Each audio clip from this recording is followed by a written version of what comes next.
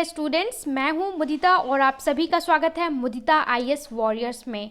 Class 10th की worksheet number 45 आज हम सॉल्व करने जा रहे हैं। बहुत ही इंटरेस्टिंग टॉपिक है। ये वर्कशीट 17 अक्टूबर 2020 के लिए है, मतलब इस हफ्ते की आखिरी वर्कशीट है आपकी सोशल स्टडीज़ की, जिसमें आप पढ़ने वाले हैं पॉलिटिकल पार्टीज़। जो आपका चैप्टर था उसमें दो इम्पॉर्टेंट टॉपिक पढ़ने वाले हैं।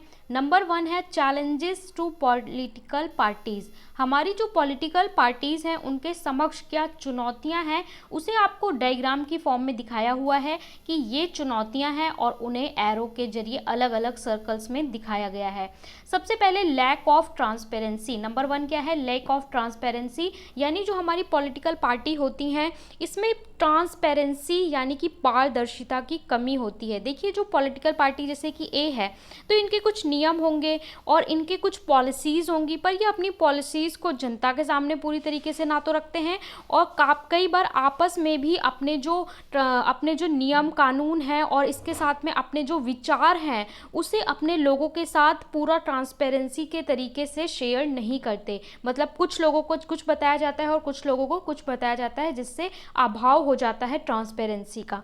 नंबर 2 प्रॉब्लम क्या है? Lack of internal democracy. Democracy का मतलब क्या है? लोकतंत्र। तो लोकतंत्र हमारे देश में तो है लेकिन पार्टी के अंदर नहीं होता। पार्टी के अंदर यहाँ पे मान लीजिए 20 लोग हैं, तो डेमोक्रेसी का मतलब क्या है कि सबकी बात सुनी जाए। किसी बात पर अगर वोटिंग हो रही है, विचार हो रहा है, तो हर बंदे की बात सुनी जाए, उसके बाद कोई डिसीजन लिया जाए। पर ज़्यादातर पॉलिटिकल पार्टी में क्या होता है कि किसी एक या दो कुछ लोगों की बातों को ही पूरी पार्टी की राय बता दी जाती है, ठीक है। लेकिन बहुत सारे लोग होते हैं उस पार्टी में जो उस बात से एग्री नहीं करते हैं। तो हमें ये देखने को मिलता है कि राजनीतिक दल में लैक ऑफ इंटरनल डेमोक्रेसी यानी इंटरनल डेमोक्रेसी की कमी होती है। नंबर 3 है lack of meaningful choice. Meaningful choice का मतलब क्या है कि हमारे पास चॉइसेस की कमी है, पॉलिटिकल पार्टी की चॉइसेस की कमी होती है। नंबर 4 है हमारा problem of money and muscle power. बहुत सारे लोग मसल पावर और पैसों के बल पे आ जाते हैं पॉलिटिकल पार्टीज़ में, जो इन्फ्लुएंस करते हैं उनके डिसीजंस को। इसके बाद डेंसिटी एंड ससेशन, इसका मतलब होता है वंशवाद। यानी वंशवाद का मतलब क्या है कि भैया देखिए, कोई एक पर्सन है ए जो बन गया, जो पॉलिटिकल पार्टी ज्वाइन किया और लीडर बन गया। अब क्या है, इसका बेटा आता है बी, वो भी पार्टी ज्वाइन करता है, वो भी लीडर बन जाता है। फिर इसका बेटा सी, डी, और ये सारे लोग बार बार आते रहते हैं, इनकी फैमिली ही चलती रहती है। तो ये क्या है? ये डेंसिटी ससेशन को दिखाता है, वंशवाद को दिखाता है, जो पॉलिटिकल पार्टीज़ के लिए एक बहुत बड़ा चैलेंज बन गया है आज के टाइम में। हर पार्टी में क्या है, वंशवाद को प्रमोट किया जा रहा है। इससे क्या होता है कि जो अदर लोग हैं उनको सही से टाइम नहीं मिल पाता, उनको सही मौका नहीं मिल पाता। और लोकतंत्र का मतलब क्या है? सबको बराबर का मौका और भागीदारी मिलना चाहिए। तो ये हमारे कुछ चैलेंजेस हैं जो आज के टाइम में फेस हो रहे हैं। इसके बाद है suggestion for the reform in the political party. कुछ सजेशंस दिए गए हैं कि जो पॉलिटिकल पार्टी है उसको सुधारने के लिए क्या क्या बदलाव किए जाने चाहिए। यहाँ पे आपको बॉक्स के रूप में दिखाया हुआ है, ठीक है, कि क्या क्या रिफॉर्म किए जाने चाहिए। Number 1, making anti defection law more strict. Anti defection law क्या होता है बेटा? एंटी डिफेक्शन लॉ एक कानून बनाया गया था दल बदल का, कि मान लीजिए आप किसी पार्टी से लड़ते हैं चुनाव, ये पार्टी ए है, आप यहाँ से चुनाव लड़ते हैं और जब चुनाव का रिजल्ट आता है आप जाके पार्टी बी को ज्वाइन कर लेते हैं, ठीक है। या फिर क्या हुआ कि पहले आपने चुनाव से पहले इस पार्टी में थे और बाद में इस पार्टी में आ गए। तो इस तरह के जो काम होते हैं इसको रोकने के लिए एंटी डिफेक्शन लॉ बनाया गया था कि अगर कोई इस तरीके से दल बदल करता है किसी भी अचानक से चुनाव के बाद रिजल्ट आने पे और इसके कुछ नियम हैं, तो उसको अयोग्य घोषित कर दिया जाएगा कि आप एलिजिबल ही नहीं है क्योंकि आपने इस तरीके से पार्टी को चेंज किया। लेकिन कई बार हम देखते हैं कि इसको सही से फॉलो नहीं किया जाता और लोग अपनी पार्टी चेंज कर लेते हैं। तो वही कह रहे हैं, making anti defection law more strict. हमारे जो एंटी डिफेक्शन लॉ है उसे स्ट्रिक्ट बनाना चाहिए कि अगर इस तरीके का कोई काम करता है तो उसे रिस्ट्रिक्टली हटा देना चाहिए। Number 2, reducing the influence of money and muscle power. जो लोग पॉलिटिकल पार्टी में मसल पावर की वजह से, पैसों की वजह से रहते हैं, उस चीज़ को कम करना चाहिए, उसका प्रभाव कम करना चाहिए। 3. Election in the internal organisation of political parties. Political parties में इंटरनल इलेक्शंस होने चाहिए जिसके आधार पर लोगों को चुना जाना चाहिए। जैसे कि ये पार्टी है तो पार्टी के अंदर 20 मेंबर्स हैं, ठीक है, लेकिन पार्टी के अंदर भी किसको अध्यक्ष बनाना है, किसको उपाध्यक्ष बनाना है, उसके लिए भी इलेक्शंस किए जाने चाहिए जिससे सबको बराबरी का मौका मिले। डेमोक्रेसी, पॉलिटिकल पार्टी के अंदर भी डेमोक्रेसी फॉलो होनी चाहिए। इसके बाद है more ticket should be given to women. Women का पार्टिसिपेशन बढ़ाना चाहिए। अगर ज़्यादा वुमेन को टिकट दिया जाएगा तो इससे क्या बेनिफिट होगा, इससे पॉलिटिकल पार्टीज़ में अगर वुमेन आएंगी तो ऑलरेडी हमारी पार्लियामेंट में और लेजिस्लेचर में वुमेन का पार्टिसिपेशन बढ़ेगा। और आपको पता है कि इंडिया में अभी भी 33% भी पार्टिसिपेशन नहीं दे पाए हैं हम पार्लियामेंट में वुमेन को, तो वुमेन का पार्टिसिपेशन बढ़ाना बहुत ज़रूरी है। State funding of election, election के लिए जो खर्चा होता है उसे स्टेट को खर्च करना चाहिए, स्टेट को द्वारा फंड करना चाहिए। क्यों? क्योंकि जो खर्चा होता है उसी की वजह से ये पूरा जो क्रिमिनलाइजेशन होता है, क्राइम्स होते हैं, वो किसकी वजह से, सारा फंड की वजह से। क्योंकि जो पॉलिटिकल पार्टी हैं बहुत सारा पैसा चुनाव प्रचार में खर्च करती हैं, तो अगर सारा खर्चा गवर्नमेंट करेगी, स्टेट करेगी, तो उससे क्या होगा कि पॉलिटिकल पार्टी बिल्कुल फेयर तरीके से चुनाव में पार्ट लेंगे और उसमें ऐसे लोगों को नहीं इंक्लूड करेंगे जो पैसा या मनी पावर, मसल पावर की वजह से उसमें आते हैं।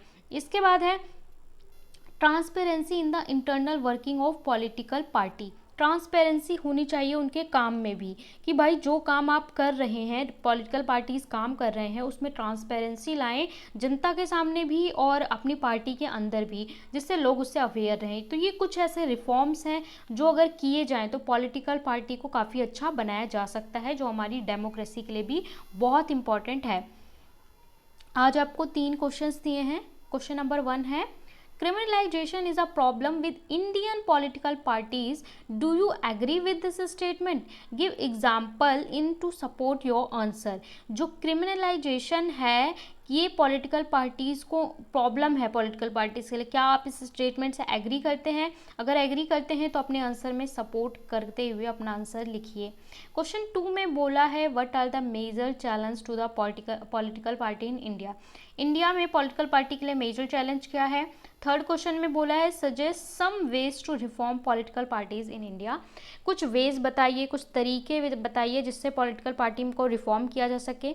तो तीनों क्वेश्चंस को समझेंगे, आंसर्स लिखेंगे। उससे पहले देख लेते हैं आपके लिए क्या मैसेज है कोविड का आज।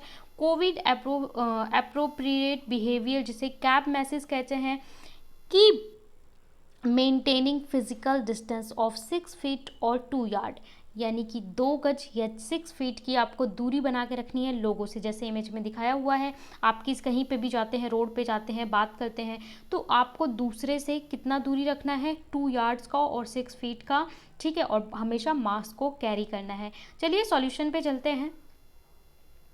Criminalization is a problem with Indian political parties. Do you agree with this statement? Give example to support your answer. तो आप क्या लिखेंगे? क्या आप सहमत हैं? तो आप बोलेंगे yes, we agree with the statement that criminalization is a problem with Indian political party due to, फिर रीजंस लिखेंगे 1-2 करके। ऐसे ही आपको आंसर जो है एग्जामिनेशन में भी लिखना है, point by point he answer आपको लिखना है। सबसे पहले criminalisation of politics refer to the increasing participation of people and criminals facing criminal charges in politics.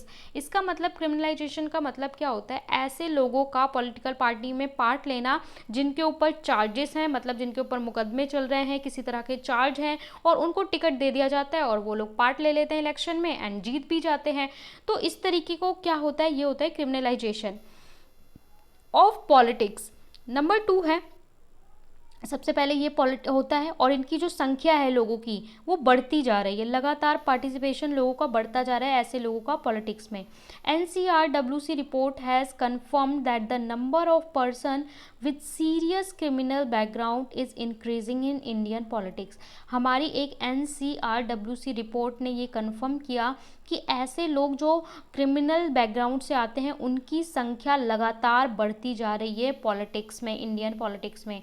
Number 3 है the inherent delay of Indian criminal justice system has encourage criminalisation of politics. हमारा जो न्याय व्यवस्था है, न्यायपालिका है, वहाँ पे क्या होता है, मुकदमे बहुत लंबे टाइम तक चलते हैं, 15 साल 10 साल। जिस पे मुकदमा है, जो अपराध का मामला है, वो बंदा आएगा, वोट लड़ेगा, जीत भी जाएगा और तब तक उस पर अपराध चलता ही रहेगा और मामला तब तक उस पर चलता ही रहेगा। तो ये भी एक रीज़न है जिसकी वजह से क्रिमिनलाइजेशन बढ़ता जा रहा है। अगर क्विक डिसीजन लिए जाएं तो ये चीज़ को रोकी जा सकती है। Flaws in functioning of election commission are also the main reason for criminalisation of politics. जो हमारा लोक इलेक्शन कमीशन है, जो इलेक्शन करवाता है, वो भी ऐसे लोग को टिकट देता है, उसमें भी कई खामियां हैं जिसके कारण भी ये क्रिमिनलाइजेशन बढ़ रहा है। अगर वो ऐसे लोग को टिकट ही ना दे तो क्या होगा, तो रोका जा सकता है, तो वो जीतेंगे ही नहीं, और जब जीतेंगे नहीं तो वो राजनीति में आएंगे ही नहीं। तो ये कुछ इंपॉर्टेंट फैक्ट्स हैं, कुछ इंपॉर्टेंट पॉइंट्स हैं जो बताते हैं कि इन वजह से क्रिमिनलाइजेशन की जो प्रॉब्लम है पॉलिटिक्स में वो बढ़ रही है।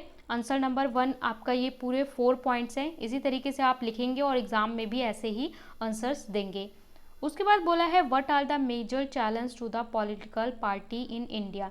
इंडिया में पॉलिटिकल पार्टी के लिए क्या चैलेंजेस हैं। The major challenges to political party in India are as follows. Number 1, Indian political party having lack of transparency. India की जो पॉलिटिकल पार्टी है वो लैक ऑफ ट्रांसपेरेंसी, ठीक है। There are lack of internal democracy, ठीक है, internal democracy काफ़ी कम होता है, यानी जो पार्टी है उसके अंदर डेमोक्रेसी नहीं है। Lack of meaningful choice, problem of money and muscle power, और डेंसिटी ससेशन यानी वंशवाद की प्रॉब्लम। तो अगर आपका ये आंसर क्वेश्चन 1 मार्क में आता है तो आप कोई 2 पॉइंट लिखेंगे।